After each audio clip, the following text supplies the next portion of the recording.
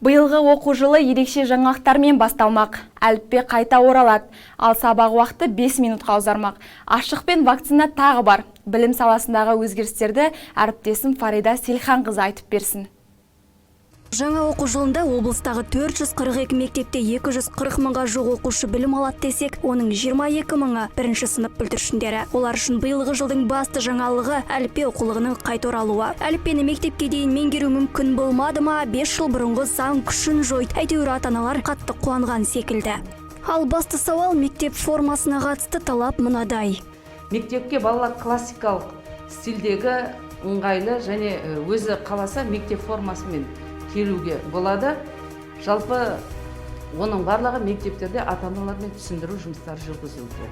Негізінен жалпы балалардың мектепте оқылғандықтан дәстүрлі форматта сабақ оқу процесі жүргізілетін болғандықтан мектепке мектеп формасымен келген дұрыс деп есептейміз. Талапқа сәйкес оқушылар мектепке бірнеше есіктен кіріп шығуы тиіс. 18 жастан асқан әрбір келуші ашық жүйесінен өтеді. Барлық сынып бір кабинет қағидатын ұстанады. Ал сабақ уақыты бұрынғыдай 40 минут болмайды, 5 минутқа ұзармақ. Егер ата-ана ауырып қалса, бала үйден онлайн оқиды. Ал оқушы ауырып қалған жағдайда тұтас бір мектеп емес, бір сынып қана қашықтан білім алатын болады. Әр 2 сағат сайын маска ауыстырып тұру міндетті. Онымен ата-ана қамтамасыз ете алмаған жағдайда мектеп әкімшілігі тарапынан мүмкіндік қарастырылады. Ал білім мекемелерінің құрылысына келетін болсақ, басқарма басшысының орынбасары жұмыс жаман емес дейді.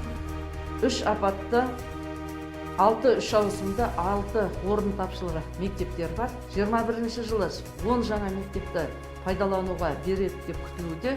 Оның ішінде жаңа құрылыс есебінен 8 мектеп және 2 мектеп жекеменшік мектептерді ашу есебінен салынады. Жауапты бүгінде өңірде білім қызметкерлерінің 94,6% екпе алғанын, күздің бірінші күніне дейін бұл көрсеткіш 100%-ға жететіндігін айтты. Ал мұғалім індетпен ауырып қалған жағдайда қосымша резерв бар көрінеді. Айта кететін жайт, жаңа оқу жылының тағы бір басты жаңалығы мектеп директорларын ротациялау. Енді басшылық қызметте 7 жылдан астам уақыт отырған директорлар жыл орындарын босатады. Бұл жұмыс қазан айында басталады. Фарида Селханқызы, Еламан Жорақұл, Нұрбол Қыстаубек, Тараз 24.